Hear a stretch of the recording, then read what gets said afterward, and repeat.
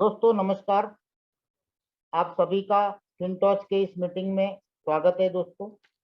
और जितने भी आज हमारे नए गेस्ट आए हैं उनसे मैं रिक्वेस्ट करना चाहूंगा वो लोग इस प्रोजेक्ट को ध्यान से देखें, ध्यान से समझे, क्योंकि ये प्रोजेक्ट पहली बार इतना शानदार तरीके से आया है कि आज तक आपने ऐसा प्रोजेक्ट कभी भी नहीं देखा है। क्या आपने कभी देखा किसी इन्वेस्टमेंट प्लान के अंदर कि कभी शटडाउन न होने वाला प्रोजेक्ट? क्या ऐसा प्रोजेक्ट जहां पे P2P वर्क करता है? क्या ऐसा प्रोजेक्ट जहां पे ओनर की जरूरत नहीं है, उसके बावजूद भी रेवेन्यू जनरेशन है? केवल दुनिया के अंदर पहला ऐसा प्रोजेक्ट है जिसकी थीम बिल्कुल सिक्योर तरीके से बनाई गई है। तो दोस्तों, आपका स्वागत है फिनटॉच की इस अद्भुत प्रोग्राम में।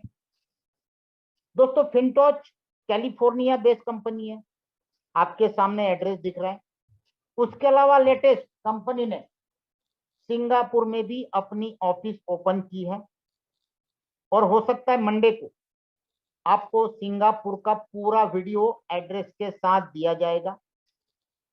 सारा कुछ फाइनल हो गया, सारा कुछ रेडी हो चुका, क्योंकि अमेरिका हम सबके लिए बहुत दूर है, लेकिन सिंगापुर काफी सारे इंडियंस जाते हैं आते। दोस्तों, फिनटॉच क्या है? फिनटॉच एक ब्लॉकचेन है, जैसे BSC चेन है, इथेरियम चेन है, ट्रॉन चेन है, वैसे फिनटॉच की भी अपनी खुद की चेन है। आपने मार्केट में काफी सारी ब्लॉकचेन देखी है, आप बोलोगे कई सारी ब्लॉकचेन है, बिल्कुल है, लेकिन वो ब्लॉकचेन किसी ना किसी लेयर पे काम करती। देख लेना आप, जितनी भी नई नई छोटी मोटी ब्लॉकचेन आई है उनके एड्रेस चेक करना, आपको एड्रेस से पता चलेगा कि उस चेन का एड्रेस किससे चालू होता है। 0x से चालू होता है, मतलब वो इथेरियम लेयर पे बनी है। ट्रॉन की नहीं बनी है, ट्रॉन की अपनी खुद की ब्लॉकचेन है, T से चालू होती है। BSC के भी अपनी 0x से चालू होती है, लेकिन फिनटॉच की अपनी F से चालू होती है। ये किसी भी लेयर पे नहीं बनाई गई है। तो सबसे बड़ी बात यह है कि एक हाइब्रिड सिक्योरिटी टेक्नोलॉजी पे बनी हुई ब्लॉकचेन। दूसरा, फिनटॉच एक डिसेंट्रलाइज्ड वॉलेट, जैसे आप ट्रस्ट वॉलेट को यूज करते हैं, ट्रॉनलिंक प्रो को यूज करते हैं, मेटामास्क को यूज करते हैं, वैसी ही फिनटॉच। फिनटॉच के 12 फ्रेज आप दुनिया के किसी भी वॉलेट में इंटीग्रेट कर सकते हो, उसको यूज कर सकते हो और दोनों जगह से आप ट्रांजेक्शन कर सकते हो। आपको एक्सपेरिमेंट करना है, कर लीजिएगा। तो ये फिनटॉच है, और इसी फिनटॉच ने अपना एक बहुत ही शानदार ब्लॉकचेन के साथ कई सारे मल्टीपल प्रोजेक्ट्स लॉन्च करने का प्लानिंग किया है, जिसके अंदर 4 subject: smart contract, digital currency, record keeping और सिक्योरिटीज। इसके अंदर कुछ प्रोजेक्ट लॉन्च कर चुकी है, जैसे डिजिटल करेंसी में P2P lending, micro finance, record keeping के अंदर ओनरशिप, स्मार्ट कॉन्ट्रैक्ट के अंदर एस्क्रो और सिक्योरिटीज के अंदर इक्विटी। ये 4 प्रोजेक्ट लॉन्च कर चुके हैं।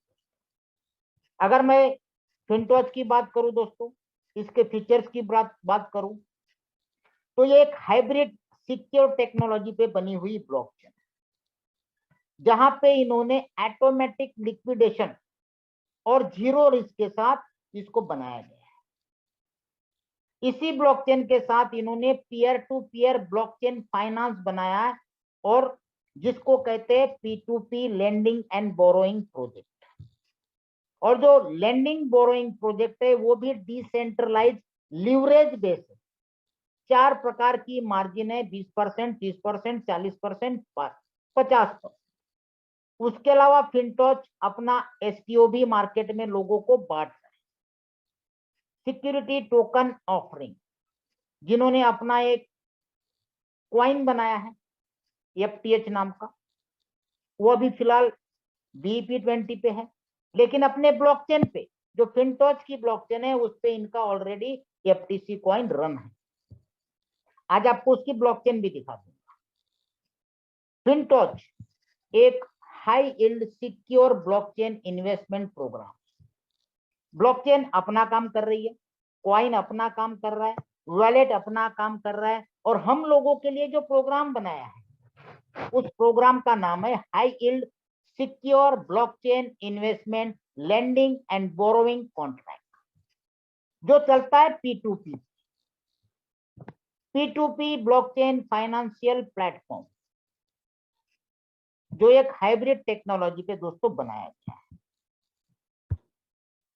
और इस प्रोग्राम के लिए सर्टिक ने सर्टिफाई किया हुआ है।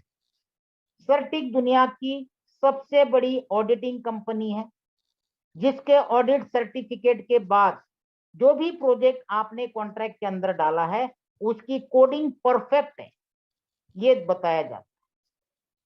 हर एक के प्रोजेक्ट अलग अलग हो सकते हैं, थीम अलग अलग हो सकती है, प्लान अलग अलग हो सकते हैं। तो फिनटोच को लैंडिंग एंड बोरोइंग के लिए 87 का स्कोर मिला हुआ है, जो बहुत अच्छी तरह माना जाता है। और सर्टिक ऐसे ही किसी को सर्टिफिकेट नहीं देता है। इथेरियम को भी, जो दुनिया की सेकंड लार्जेस्ट करेंसी है, उसको भी 2.5 साल बाद दिया है। और आज भी सैकड़ों कंपनियां जो कॉन्ट्रैक्ट पे काम कर रही है लटकी पड़ी है। सर्टिक सर्टिफाई नहीं कर रहा है, जब तक वो अपने कोडिंग को परफेक्ट नहीं करेंगे तब तक सर्टिक सर्टिफाई नहीं कर पाए। तो फिनटोच के लैंडिंग बोरोइंग प्रोजेक्ट को सर्टिक का सर्टिफिकेट मिला है, मतलब बहुत बड़ी बात है। और 90% लोग जो क्रिप्टो के जानकार है, सर्टिक के जानकार है, वो केवल इस सर्टिफिकेट को देख के काम कर रहे हैं। ये जो प्रोजेक्ट बनाया है इसके अंदर कहीं पे भी कोई लूपहॉल नहीं है, ना फ्यूचर में आ सकता है, ना कोई एडिटिंग कर सकता है। ये है फिनटोच। और यही न्यूज आप बाइनांस पे भी देख सकते हैं। बाइनांस के ऑफिशियल साइट पे टॉप 5 क्रिप्टो को हाईएस्ट रेटिंग दिया गया है, जिसमें चौथे नंबर पे फिनटोच का नाम आता है। और यहाँ पे बाकायदा लिखा गया है कि फिनटोच एक हाइब्रिड सिक्योरिटी टेक्नोलॉजी है, और साथ ही साथ इस टेक्नोलॉजी में मल्टीपल सिग्नेचर और जीरो नॉलेज प्रूफ की टेक्नोलॉजी का इस्तेमाल किया गया है, जिसके चलते यहाँ पे बोरोवर को जो लोन दिया जाता है वहां पे टॉप लॉस डाला जाता है, जिसकी वजह से किसी भी इन्वेस्टर का यहाँ पे लॉस होने का कोई भी चांस नहीं है। अब पढ़ सकते, टोटली फुल्ली डिसेंट्रलाइज सिस्टम। तो ये प्रोजेक्ट बहुत ही पूरे वर्ल्ड में धूम मचा रहा है। अब अगर इसके मैनेजमेंट की बात करें, जो की जरूरत नहीं है, हम जिस प्रोजेक्ट में काम कर रहे हैं वहां पे किसी ओनर की जरूरत नहीं है, लेकिन जिन्होंने बनाया है वो सामने है, क्योंकि उनके केवल लैंडिंग बोरोइंग के नहीं, इसके अलावा ब्लॉकचेन, कॉइन, इक्विटी और कई सारे प्रोजेक्ट मार्केट में लॉन्च हो रहे, कुछ हो चुके, कुछ अपकमिंग है। तो पहला ऐसा सिस्टम डिसेंट्रलाइज है जिसकी सारी मैनेजमेंट सामने। तो फिनटोच के टीम मेंबर के अंदर दोस्तों जो कंपनी के सीईओ है mister Bobby Joey Lambert, CFO Donald K Marks, COO change हो चुके, अब आए हैं विलियम थॉमस, कंपनी के CTO mister Bruce Renner, marketing director Teodora Walker और फाइनेंस डायरेक्टर पैट्रिसिया गेटमैन। आपको टेक्नोलॉजी बता दी, कंपनी का विजन बता दिया, कंपनी की मैनेजमेंट बता दी, और इस मैनेजमेंट के साथ अभी लेटेस्ट ही सऊदी अरब एक रॉयल फैमिली ने $1 बिलियन का इन्वेस्टमेंट करके 18% की पार्टनरशिप ली है इनके इक्विटी में, क्योंकि इनकी इक्विटी भी है। इसके पहले इनके साथ एक बहुत बड़ी हस्ती थी जिसका नाम था मॉर्गन स्टैनली। मॉर्गन स्टैनली को 33% का स्टेक दिया था, उसके बावजूद भी वो सेटिस्फाई नहीं था, ज्यादा डिमांड कर रहा था, तो उसको कंपनी ने टर्मिनेट कर दिया और उससे कम अमाउंट में, कम परसेंटेज में मिडल ईस्ट की royal family as a partner आ चुकी। दोस्तों ये हमें जरूरत नहीं है, लेकिन एक बेस, एक स्टेबिलिटी के लिए सारी चीजें आपको बता रहा हूं, क्योंकि जिस प्रोजेक्ट के अंदर हम लोग इन्वेस्टमेंट कर रहे हैं या करने वाले, वो एक पूरी तरह से डिसेंट्रलाइज है, विदाउट ओनर, वहां ओनर की जरूरत नहीं है। फिर भी ये लोग खुलेआम कहते कि ये प्रोजेक्ट हमारा है, हमने इस प्रोजेक्ट को बनाया है। इस प्रोजेक्ट को बनाने की शुरुआत मतलब ब्लॉकचेन को 2019 में की गई थी और 2019 से कंटिन्यू इनका वर्क चलते चलते चलते 2021 तक 90% इनकी ब्लॉकचेन रेडी हो गई। इस ब्लॉकचेन के अंदर सुपरवाइजरी नोड जो लैंडिंग बोरोइंग में वैलिडेशन का और मॉनिटरिंग का काम करते हैं। एक जीरो नॉलेज प्रूफ पे इन्होंने टेक्नोलॉजी बनाई। आज आपको उस टेक्नोलॉजी का भी ग्राफ में दिखाने वाला हूं। इस टेक्नोलॉजी के लिए इसके सीईओ को दिसंबर 2021 में जब अमेरिका में एक ब्लॉकचेन समिट हुआ था, उस समिट के अंदर अवार्ड भी दिया गया है। आप देख पा रहे इतना शानदार तरीके से इन्होंने बनाया। अब इन्होंने इस डिसेंट्रलाइज प्रोग्राम को, जहां पे कोई ओनर हो नहीं सकता है, तो 100 अलग अलग कंट्रीज की कंपनियां इन्वॉल्व डिसेंट्रलाइज तरीके से, और उनको सुपरवाइजरी नोड बना दिया जिसमें बहुत बड़े बड़े नाम है। जैसे अगर आप कुछ देखना चाहो तो बिटगिव कैलिफोर्निया से है, लिंको सिंगापुर से है, क्रिप्टोज ऑस्ट्रेलिया से है और क्वाइन सेंटर वाशिंगटन डीसी से है। ऐसी कुल मिला के 100 कंपनीज यहाँ पे सुपरवाइजरी नोड का डिसेंट्रलाइज तरीके से काम करती है। अब कंपनी ने जो टारगेट रखा, क्योंकि कंपनी की इक्विटी भी है, कि दिसंबर 2023 तक पूरे वर्ल्ड से 10 मिलियन की कम्युनिटी इस सिस्टम के अंदर लानी है, क्योंकि 2025 में इनको नास्डैक पे लिस्टिंग करना है और जो कम्युनिटी क्रिएट करनी है 2023 तक, उस कम्युनिटी को क्रिएट करने के लिए ये हर एक कंट्री में इवेंट और रोड शो करते जा रहे हैं। जैसे इन्होंने शुरुआत नवंबर 2022 से की थी कम्युनिटी इकट्ठा करने का, सिलिकॉन वैली, वहां पे भी इन्होंने रोड शो इवेंट किया। London, Toronto, Singapore, Kuala Lumpur, Beijing, Shanghai, Tokyo, Seoul, Seoul के बाद इंडोनेशिया, इंडोनेशिया के बाद वियतनाम और वियतनाम के बाद इस महीने 13 तारीख को मलेशिया में भी रोड शो और इवेंट होने जा रहा है पेट्रॉन ट्विन टावर में, जो मलेशिया की सबसे बड़ी बिल्डिंग है, जैसे दुबई में बुर्ज खलीफा है। तो वहां पे बहुत बड़ा इवेंट करने जा रही है और कंपनी 13 तारीख को अपनी पब्लिक चेन लॉन्च करने जा रही है।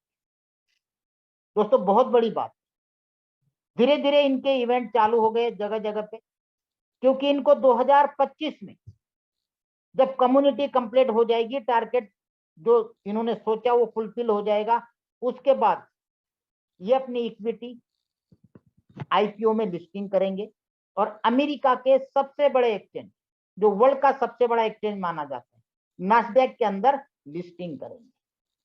तब जाके इनका मार्केट कैप $10 बिलियन का चला जाएगा, जिसकी वजह से कंपनी एक यूनिकॉर्न कंपनी बन जाएगी। तो ये उनका विजन है, रोड मैप है, और उस रोड मैप के हिसाब से पूरे वर्ल्ड वाइड इनके प्रोजेक्ट चलते हैं। अभी कुछ ही दिनों में कंपनी का अपना दुनिया में पहली बार डिसेंट्रलाइज एक्सचेंज लॉन्च होने जा रहा है दोस्तों, जहां पे आप P2P फिएट करेंसी के साथ लेन देन कर पाओगे, जो दुनिया में आज तक किसी भी डिसेंट्रलाइज वॉलेट के पास नहीं है। तो ये कई सारे प्रोजेक्ट हैं। अब इस प्रोजेक्ट के अंदर हम लोग किस तरह से एंटर कर सकते हैं, कैसे स्टार्ट कर सकते हैं, जो कि एक डिसेंट्रलाइज प्रोजेक्ट है। यहाँ पे हम लोग एज ए इन्वेस्टर, जिसको लेंडर कहा जाता है, लेंडर मतलब इन्वेस्टर होते हैं, बोरोवर मतलब लोन लेने वाले, क्योंकि एक लेंडिंग बोरोइंग का एक डिसेंट्रलाइज कॉन्ट्रैक्ट है। आप लेंडर के द्वारा एज ए लेंडर $100 और $100 के मल्टीपल में शुरुआत कर सकते हैं। आपका जो कॉन्ट्रैक्ट रहेगा केवल 7 दिन का रहेगा और ये 7 दिन तक डेली आपको 1% का प्रॉफिट दिया जाएगा। एग्जाम्पल देख लेते हैं। मान लो किसी ने $10,000 लगाया, तो उसको डेली का $100 आए। इस $100 को डेली प्रॉफिट विड्रॉल कर सकते हैं। कैपिटल 7 दिन के बाद आपको मिलेगा, क्योंकि आपका कॉन्ट्रैक्ट 7 दिन का है। 7 दिन के बाद आपके पास 2 ऑप्शन मिलेंगे आपको। चाहो तो आप इस अमाउंट को री इन्वेस्ट कर सकते हो, चाहो तो पूरा का पूरा कैपिटल लेके सिस्टम को क्विट कर सकते हो, बाहर निकल सकते हो। दोनों ऑप्शन आपके पास। और जो $100 आ रहा है उसको आप डेली विड्रॉल कर सकते हो। लेकिन अगर आपने जो डेली प्रॉफिट आ रहा है उसको अगर आप विड्रॉल नहीं करते हो, तो उस $100 से आपको एक्स्ट्रा अर्निंग मिलती है। क्योंकि आपने कितना लगाया था, $10,000 का एग्जाम्पल आपको बता दिया, डेली $100 आ रहे हैं। इसको आप डेली विड्रॉल नहीं कर रहे हो, तो ये $100 पे डेली आपको 1.5% का प्रॉफिट मिलेगा। इन्वेस्टमेंट पे 1% और प्रॉफिट पे 1.5%। अगर 30 दिन तक इसको हम नहीं छेड़ते, तो 30 दिन का जो एवरेज बैठता है दोस्तों, वो बैठता है 38.1%। और डेली अगर विड्रॉल करेंगे तो 30% ही आएगा। यहाँ पे आपको एक्स्ट्रा बेनिफिट मिलता है। आपको जो डेली बेसिस पे प्रॉफिट आ रहा है, उस प्रॉफिट को आप कभी भी विड्रॉल कर सकते। 24 घंटे तक सिस्टम वेट करता है। अगर आपने प्रॉफिट को विड्रॉल नहीं किया, तो उसके ऊपर कंपाउंडिंग काउंट करना चालू कर देता है, जो कि कोई लॉकिंग पीरियड में नहीं रहता है। ये मत सोचना कि अगर मैं कंपाउंडिंग करूंगा तो मेरा प्रॉफिट लॉक हो जाएगा 7 दिन के लिए। नहीं, 7 दिन के लिए केवल आपका प्रॉफिट लॉक रहता है, 7वें दिन रिलीज होता है। लेकिन प्रॉफिट आपका कोई लॉकिंग पीरियड में नहीं रहता है, कभी भी निकाल सकते। रखे रहोगे 1.5% मिलेगा। और जब प्रॉफिट को हम विड्रॉल करने जाते हैं, तो उस प्रॉफिट पे 5% की फीस लगती है। लेकिन अगर कैपिटल निकालने जाओगे, तो कैपिटल में किसी भी तरह का कोई डिडक्शन नहीं, पूरी तरह से आपका है, वो आप कभी भी निकाल सकते हो 7 दिन का कॉन्ट्रैक्ट खत्म होने के बाद। केवल 7 दिन का कंटिन्यू करना है, आपकी मर्जी, निकालना है आपकी मर्जी। तो दोस्तों ये पहला part, as a investor, as a lender, investment पे 1% और आए हुए प्रॉफिट पे 1.5%। एक चैप्टर खत्म हो गया। सेकंड पार्ट पे चलते हैं, जिसको कहते हैं हम लोग रेफरल प्रोग्राम। रेफरल प्रोग्राम के पहले आपको बता दूं, अगर आप 7 दिन तक विड्रॉल नहीं करते हो, तो वीकली आपका 9% बैठता है। 1 महीने तक आप नहीं छेड़ते हो, एज इट इज रहने देते हो, तो ये 37.5 से लेके 38.1% बैठता है। और अगर 63 दिन तक आपने उसको नहीं छेड़ा, तो ये 100% प्रॉफिट आपको निकाल के देता है। और अगर 1 साल तक हर 2 महीने में आपने री इन्वेस्ट किया, तो आपको 1 साल में 64 गुना मिलता है। $100 का 6,400, $1,000 का $64,000 और $10,000 का $6,40,000 1 साल में आप कर सकते। साल में 64 गुना। तो ये पैरामीटर आपके सामने है एज ए इन्वेस्टर। अब रेफरल की बात करते हैं, क्योंकि यहां सारे हमारे लीडर बैठे हैं। ये आप हो, आपके डायरेक्ट में जितने लोग जुड़ेंगे, जितना इन्वेस्टमेंट लगेगा, उस इन्वेस्टमेंट पे जो आरओआई जाता है, उसका 15% आपको डेली बेसिस पे मिलेगा। जिसका एग्जांपल ये रहा। सपोज करो आपके नीचे पहले लेवल में $10,000 का बिजनेस हुआ, तो 10,000 वाले जितना इन्वेस्टमेंट किए उनको $100 डेली का जाना है, क्योंकि 1% का डेली का इंटरेस्ट है। तो उस $100 का 15%, यानी कि $15 आपको जाए। सेकंड लेवल की बात करते हैं। सेकंड लेवल पे जितना भी इन्वेस्टमेंट लगा है, उनके आरओआई का 10% आपको डेली बेसिस पे जाएगा, जिसका एग्जांपल ये रहा।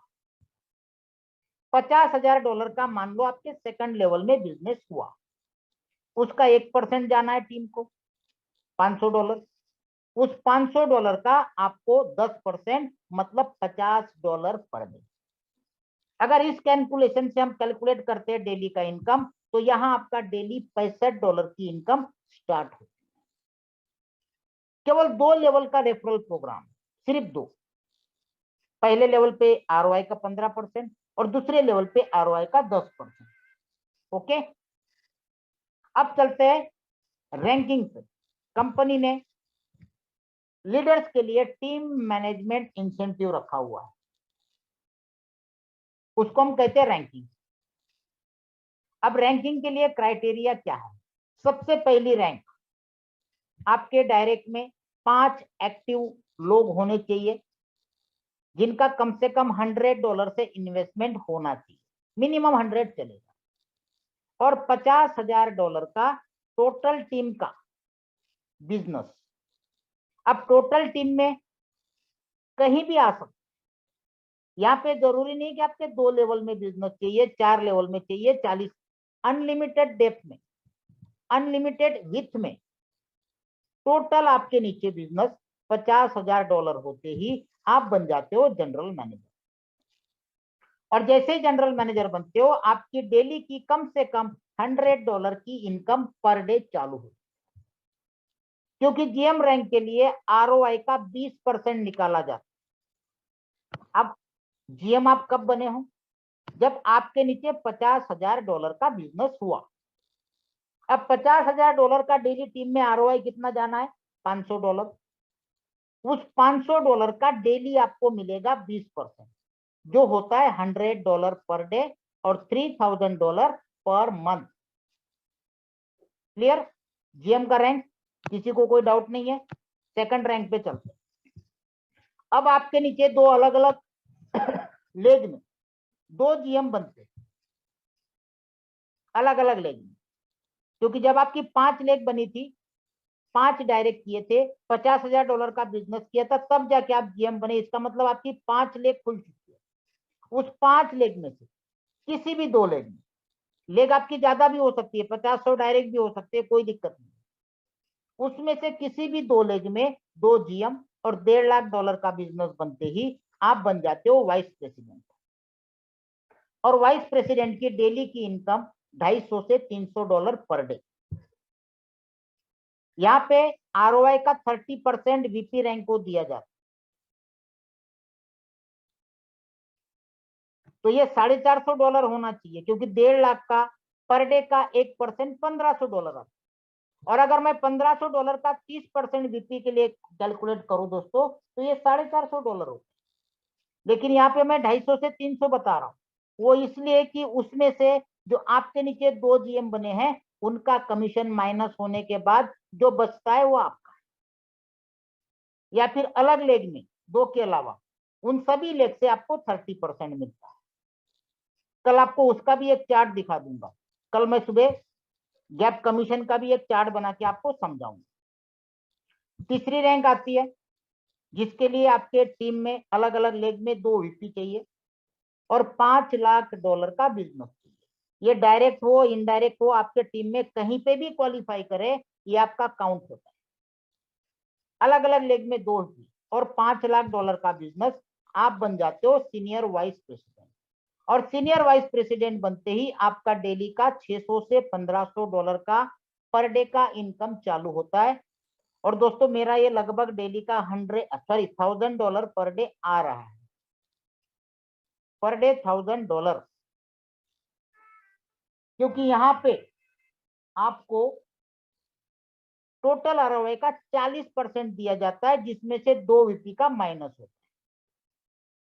वैसे नॉर्मली कैलकुलेट करोगे तो ये 2,000 होना चाहिए, 5,000 का 40%, लेकिन 2 वीपी का माइनस होता है, इसलिए एवरेज दिए 600 से 1500। क्लियर? कैलकुलेटेड प्लान है पूरा। एक एक आप पूछोगे कि भाई टोटल डिस्ट्रीब्यूशन कितना है, वो भी निकाल के दिखा। इसके बाद चौथी रैंक आती है, जिसके लिए आपके टीम में अलग अलग लेग में 2 सीनियर वीपी और $20 लाख का बिजनेस। ये कम्युलेटिव है, नेक्स्ट नेक्स्ट नहीं है। 50 के बाद 1.5 करना है तो नया 1 लाख ही चाहिए, 1.5 के बाद 5 लाख करना है तो नया 3.5 लाख ही चाहिए, और 5 के बाद 20 करना है तो नया 15 लाख ही चाहिए। जैसे ही 20 लाख होता है, 2 सीनियर वीपी अलग अलग लेग में निकलते हैं, तो आप बन जाते हो एग्जीक्यूटिव डायरेक्टर। और एग्जीक्यूटिव डायरेक्टर की पर डे की इनकम 1500 से $5000 पर डे आती है दोस्तों। इसके बाद लास्ट रैंक आती है, जिसके लिए आपके 2 अलग अलग लेग में 2 एग्जीक्यूटिव डायरेक्टर और $60 लाख का बिजनेस, तो आप बन जाते हो मैनेजिंग डायरेक्टर।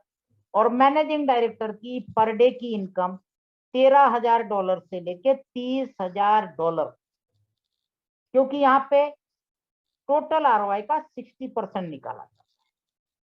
मतलब रैंकिंग में कुल मिला के जितना भी बिजनेस हुआ है उसका 60% बांटा जाता है रैंकिंग में, आरओआई का 60%, जो 20% जीएम में, 30% वीपी में, 40% सीनियर वीपी पे, 50% एग्जीक्यूटिव डायरेक्ट पे और 60% मैनेजिंग डायरेक्टर। मतलब हर एक रैंक में 10-10% का गैप, इसको बोलते हैं गैप कमीशन। तो रैंकिंग क्लियर हो गया। अब कई बार ऐसी कंडीशन आती है कि जीएम के नीचे जीएम बनता है, उस कंडीशन में क्या होगा? जब तक आप जीएम है आपको डेली का कम से कम $100 आ रहा है। अब आप अकेले जीएम तो रहोगे नहीं, आपके नीचे भी जीएम बनेंगे, तो जरूरी है। जैसे आपके नीचे कोई जीएम बनता है, अब वो ले जाएगा $100, आपका क्या, आपको उसका 20% मिलेगा। जो भी जीएम का मैनेजमेंट बोनस बनता है उसका 20%।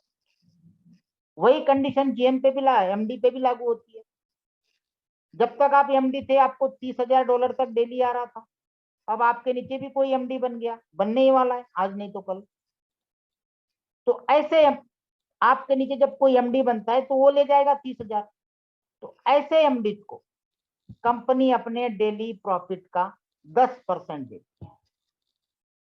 सारा कुछ डिसेंट्रलाइज है, मैन्युअल चीज कोई नहीं है, सब कुछ अंदर डाला गया है। क्लियर हो गया? अब चलते आगे। जैसे आज आपको मैंने फोटो भेजी कि आज एक व्यक्ति दिल्ली से खुद अपना इन्वेस्टमेंट करके जीएम रैंक अचीव किए। तो काफी सारे लोगों के कॉल आते हैं कि सर मैं खुद का इन्वेस्टमेंट करके जीएम बनना चाहता हूं, तो आप मुझे स्ट्रक्चर बताइए कि मैं किस तरह से स्ट्रक्चर लगाऊं। तो इसीलिए आज दोबारा मैंने ये स्ट्रक्चर आपको दिखाने जा रहा हूं। जैसे आप हो, एग्जाम्पल के लिए मैंने $1000 दिखाया, आप $100 से स्टार्ट कर सकते। $1000 मान लो आपने लगाया, तो यहाँ पे आपको डेली का $10 आना है, आरओआई 1%। इसके नीचे 1000 की 5 एंट्री, आप 100 की 5 लगा सकते हो। एग्जाम्पल पे दिखाया मैंने आपको। तो 5000 का डेली $50 आरओआई ये आना है। और इसके नीचे लगाया आपने किसी भी एंट्री के नीचे $50,000, इसका भी डेली 500 आना है। ये तो हो गया आपने लगाया हुआ इन्वेस्टमेंट का आरओआई। प्लस कमीशन देखते हैं। 5000 जो 100 हजार डॉलर की 5 एंट्री लगाई थी, उसका ऊपर 15% जाना है। $50 का 15% मतलब डेली का $60.5। नीचे जो 50,000 डाला है उसका ऊपर वाली आईडी में 10% जाना है, 500 का 10%, $50 डेली का। अब जो नीचे 50,000 की आईडी डाली थी उसका बीच वाले आईडी में भी 15% जाना है, क्योंकि वो उससे डायरेक्ट है। तो ये भी 500 का 15%, $75। इसके अलावा आप जीएम बन चुके हो, तो जीएम की कम से कम $100 की सैलरी। अब अगर ये पूरे स्ट्रक्चर के साथ टोटल करते हैं तो डेली का $792 आपको डेली आता है। और अगर महीने का काउंट करते हैं तो $23,775, जिसको आप डेली बेसिस पे विड्रॉल कर सकते हो। इसमें मैंने 1.5% का कंपाउंडिंग काउंट नहीं किया है। ये मैंने आपको डेली की इनकम बताओ, डेली विड्रॉल कर। तो कोई इन्वेस्टमेंट करके जीएम बनना चाहता है उनके लिए चलते। दोस्तों आपको सारा प्रोजेक्ट बता दिया। इन्वेस्टमेंट पे 1%, प्रॉफिट पे 1.5%, रेफरल इनकम 2 लेवल की, रैंकिंग 5, जीएम रैंक कैसे बनना है ये बता दिया। अब सवाल आता है कि भाई साहब ये सारी बातें तो बहुत बड़ी बड़ी बता रहे हो, लेकिन ये आएगा कहां से? क्या झोल है, कब तक चलेगा, 2 महीना खींच लेगा, 3 महीना खींच लेगा, 2023 निकाल लेगा, कब तक किया जा सकता है, क्या 7 दिन के बाद निकलना सही रहेगा। कई सारे सवाल आपको भी लोग पूछते हैं, मुझे भी पूछते हैं। ऐसे लोगों के लिए ये सब्जेक्ट जो मैं अभी आपको बताने जा रहा हूं, इसको ध्यान से समझिए, तब आप खुद समझोगे कि ये मनी रोटेशन है या फिर एक डिसेंट्रलाइज तरीके से P2P लैंडिंग बोरोइंग प्रोजेक्ट। तो देखते हैं लैंडिंग बोरोइंग प्रोजेक्ट के अंदर सिस्टम कैसे वर्क करता है। इसको कहते हैं blockchain peer to peer short term loan financing. आपसे जो इन्वेस्टमेंट लिया जाता है उसके ऊपर आपको 1% दिया जाता है, और ये multi signature loan contract wallet के साथ कनेक्ट होता है। लोन वैलेट अलग बनते हैं, हर बार नया नया बनता है, और सामने जो लोन लेने आता है उसको ये लोन दिया जाता है डेली 2% और 2.5%, जहां पे इनकी हाइब्रिड सिक्योरिटी टेक्नोलॉजी काम करती है। जब बंदा लोन लेने जाता है तो इस सिस्टम के अंदर जो 100 सुपरवाइजरी नोट डाले हैं उसमें से रैंडमली 10 नोट सिलेक्ट हो, उनको भी पता नहीं कौन सिलेक्ट होने वाला, और उसमें से 3 की प्राइवेट की मैच होने के बाद ये लोन प्रोवाइड किया जाता है।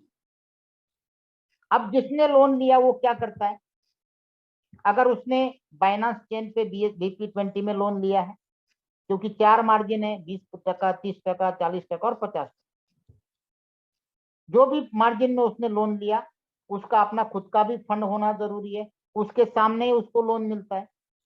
अगर 20% पे चाहिए उसको तो 20% उसका, 80% लोन का, 30% पे चाहिए तो 30% उसका, 70% लोन, 40% उसका, 60% लोन, और 50-50 में आधा उसका आधा लोन।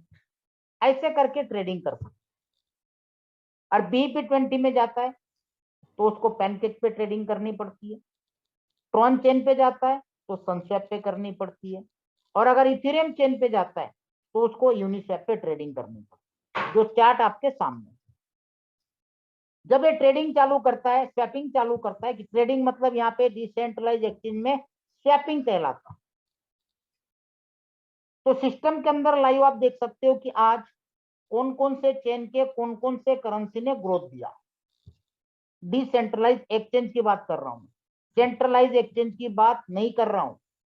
और हमारे जो टॉप मोस्ट जिन्होंने लोन लिया है उनके लोन के वैलेट एड्रेस दिखते हैं, उन्होंने किस किस टोकन के अंदर स्वैपिंग करके क्या क्या प्रॉफिट निकाला है, आज का उनका टोटल ROI कितना निकला है, ये भी आप ट्रांजेक्शन के साथ चेक कर सकते हैं। ये पूरा आपको दिखाई देता है P2P। अब P2P की मैं एक एग्जांपल आपको और देना चाहता हूं दोस्तों। यहां बैठे हुए मैक्सिमम लोग बाइनांस के अंदर P2P बाय सेल करते हैं। USDT बाय करना है तो अकाउंट से हम लोग बाय करते हैं। क्या आप लोगों में से जब भी आप P2P बाइनांस पे करते हो तो क्या आपका पैसा बाइनांस में जाता है? आप बोलोगे नहीं, वो सामने जो सेलर रहता है उसके UPI में, IMPS में, बैंक अकाउंट में हम लोग डालते, ठीक है, क्योंकि वो सेंट्रलाइज है इसलिए नाम दिखते हैं। अब जब उसको पेमेंट मिल जाता है तो वो क्या करता है, आपको डायरेक्ट नहीं भेजता है, वो भेजता है आपके वैलेट में। लेकिन जब ये ट्रांजेक्शन दोनों के होते हैं उसके पहले सेलर को अपना वैलेट या अपने USDT फंडिंग वैलेट में रखने होते ताकि उसको वो छेड़ ना सके, पैसा आने के बाद सामने वाले के पास पहुंचने चाहिए। अगर आपका फंड सेलर का स्पॉट वैलेट में पड़ा है तो क्या वो सेल के लिए लगा सकता है? नहीं लगा सकता है। अब इसके अंदर बाइनांस क्या करता है, ना तो आप बाइनांस को पेमेंट दे रहे हो ना बाइनांस आपको USDT दे रहा है। बाइनांस एक माध्यम है, एक मीडिया का काम करता है। जब कई दोनों में दिक्कत होती है तो उस चीज को सॉल्व करता है बाइनांस, क्योंकि उसने आपके USDT फंडिंग में डाल रखे, जहां से आप ट्रेड करने के बाद निकाल नहीं सकते हो।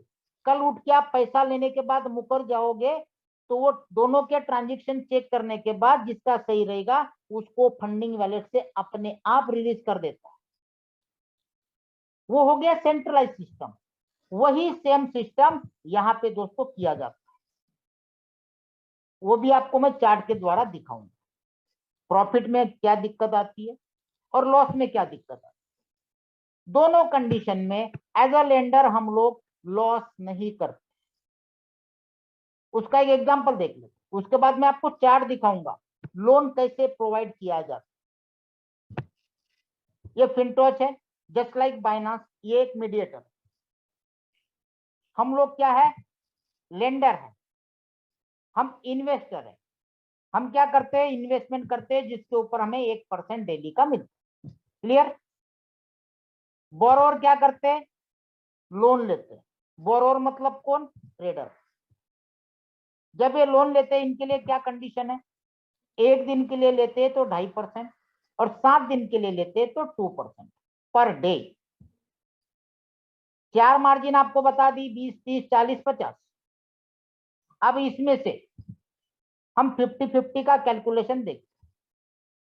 यहाँ पे क्या होगा, जितना आपके पास बैलेंस है उतना ही लोन आप वहां पे ले सकते। 1000 आपके पास था, 1000 लोन लिया, 2000 पे आपने ट्रेडिंग चालू की और मान लो पूरे दिन में 7% का प्रॉफिट किया और प्रॉफिट तो 2000 पे काउंट हुआ, $140। अब यहां से सिस्टम कितना लेता है, 7 दिन का, डेली का 2%, 7 दिन का 14%। तो एक दिन का अगर हम काउंट करते हैं, क्योंकि ये 7 दिन के लिए लोन लिए 2%, एक दिन के लिए लेता तो 2.5% हम काउंट करते, तो सिस्टम में कितना गया, $20, जो कि 7 दिन बाद टोटल जाना है, पहले दिन नहीं जाना। उसके बावजूद भी बंदे ने लोन चुकाने के बाद भी $120 का प्रॉफिट किया। अब दूसरे पहलू से देखते हैं, बंदे ने लोन नहीं लिया, अपने $1000 पे ही उसने ट्रेडिंग चालू की और 7% निकाला, तो कितना प्रॉफिट निकलता, केवल $70। अब लोन लेके उसने 140, 7% ही प्रॉफिट किया, लेकिन प्रॉफिट हुआ 140, जिसमें से लोन चुकाने के बाद भी 70 की जगह उसका $120 का प्रॉफिट हुआ। ये हो गया प्रॉफिटेबल काम, मतलब इसको बोलेंगे जीत गया, विन कर लिया। लेकिन जरूरी है हर बार आदमी ट्रेड करेगा और प्रॉफिट ही कमाएगा, क्योंकि किसी भी डिसेंट्रलाइज एक्सचेंज में जो भी लिक्विडिटी प्रोवाइडर बनते, क्योंकि ये बंदा एज अ लिक्विडिटी प्रोवाइडर बनता है, ट्रेडिंग नहीं करता है। और किसी भी डिसेंट्रलाइज एक्सचेंज में लोग अलग अलग करेंसी का स्वैपिंग करते हैं दोस्तों, ट्रेड नहीं लगाते, सीधा स्वैप करते। और ये लोग क्या करते, लिक्विडिटी प्रोवाइडर बनके खड़े रहते, इसलिए इनको यहाँ पे ज्यादा प्रॉफिट होता है। नॉर्मल एक्सचेंज से डिसेंट्रलाइज एक्सचेंज में स्वैपिंग चार्जेस आप चेक करना हमेशा ज्यादा रहते हैं और रेट भी डिफरेंट रहता है, आप चेक कर लेना।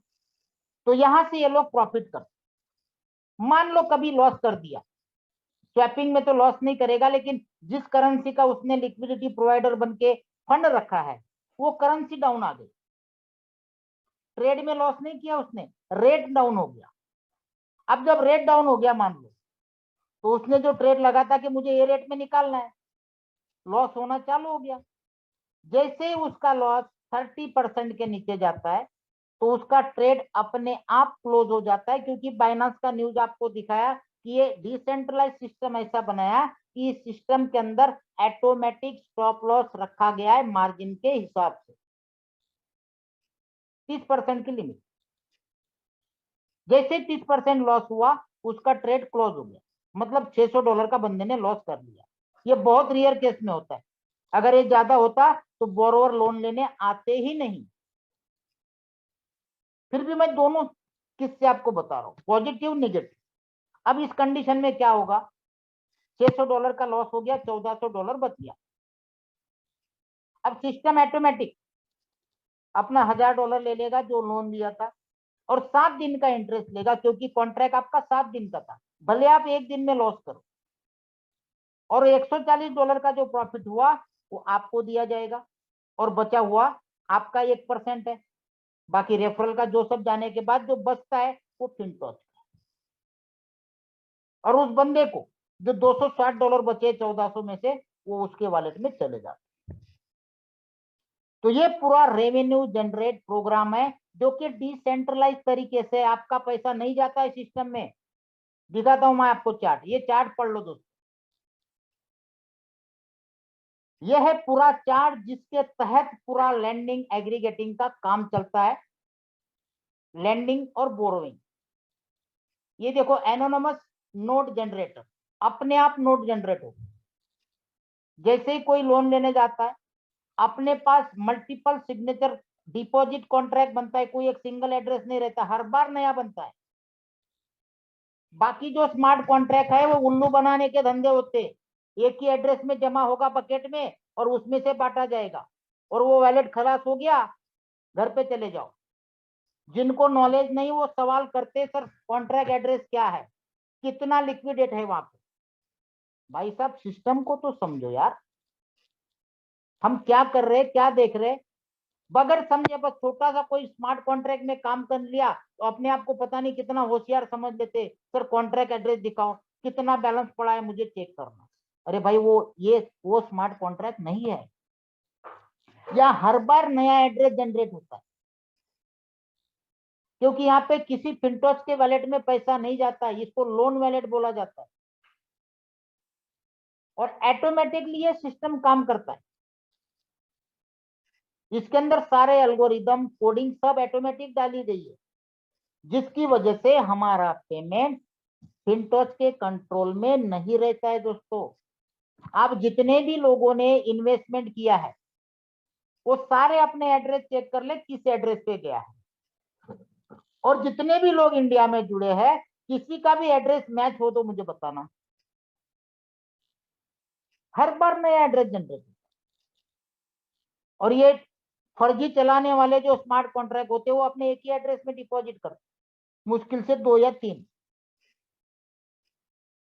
और यहाँ इंडिया में जितने अभी हजारों लोग जुड़ चुके हैं, किसी का भी एड्रेस डिपॉजिट का जो हम कॉन्ट्रैक्ट बाय करते सेम नहीं मिलेगा। तो चीजों को समझो यार, 5 उंगलियां एक बराबर नहीं होती है।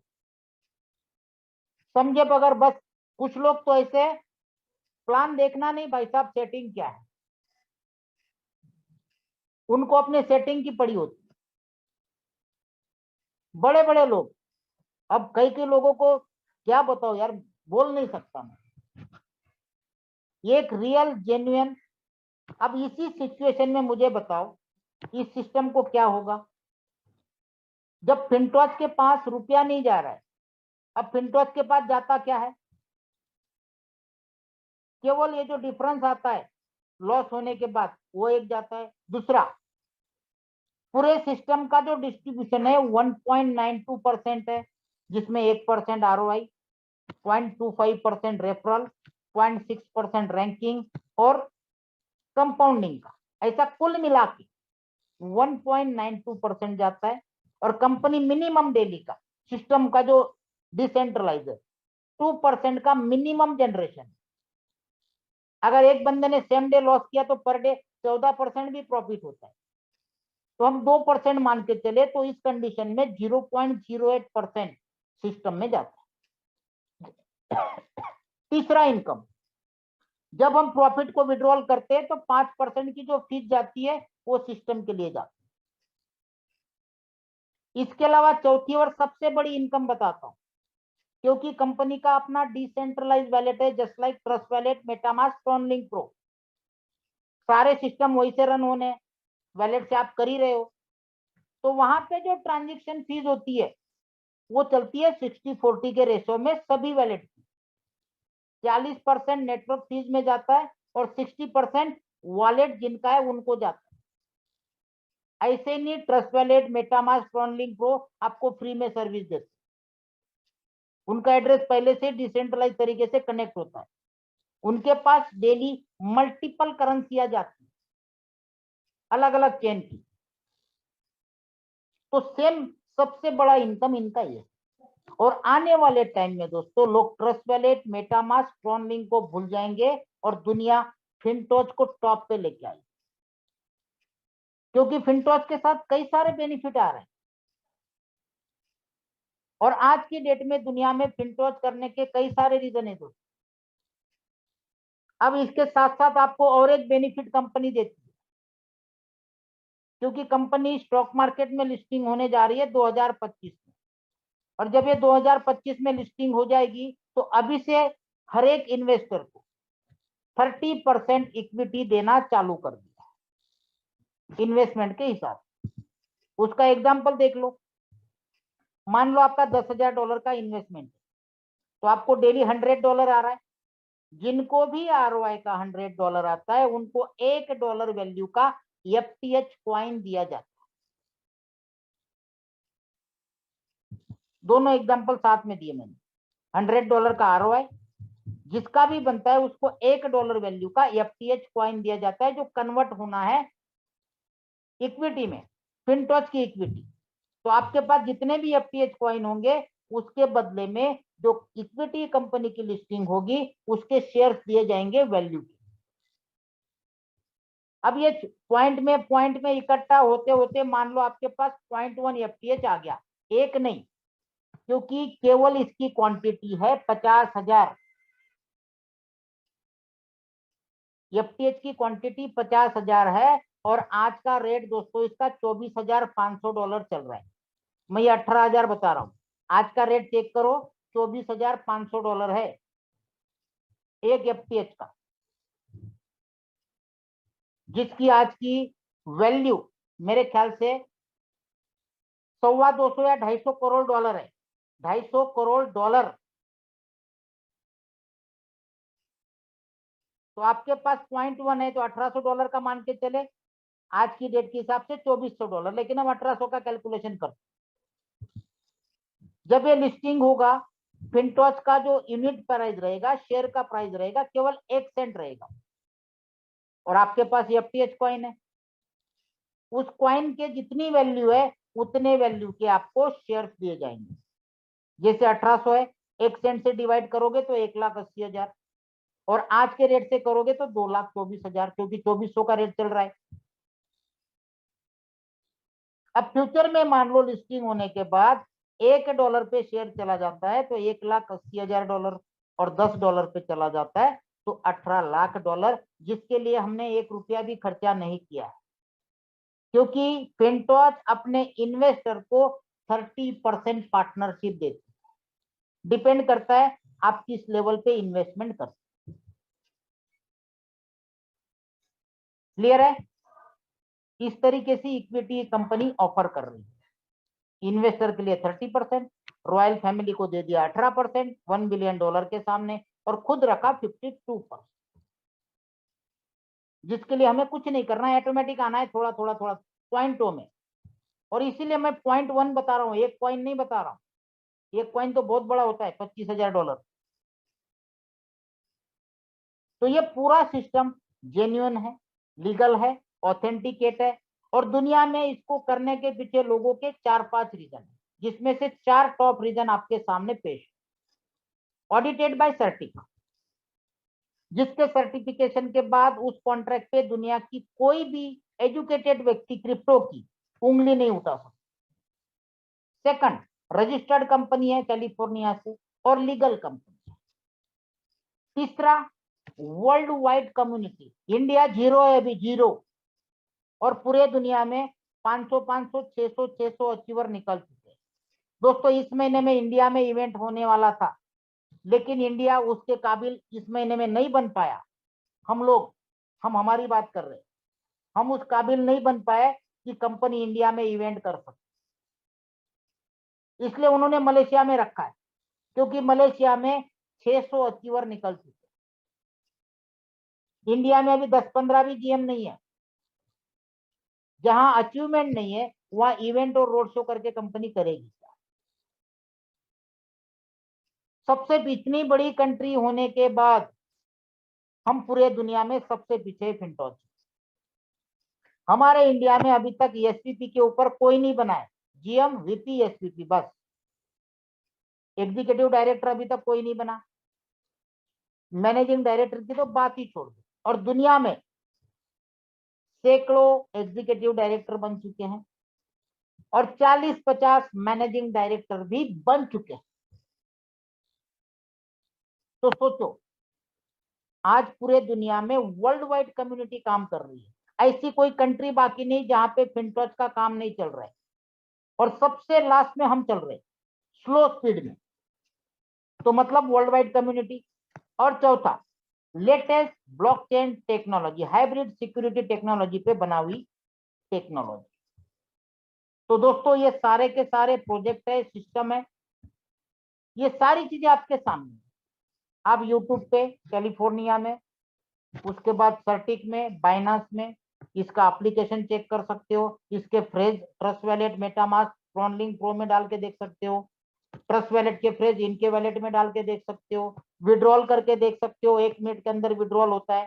सब कुछ डिसेंट्रलाइज, और हमारा पैसा सीधा बोरोवर के पास जाता है, जैसे हम बाइनास में P2P करते, सेम उसी तरह प्रोजेक्ट।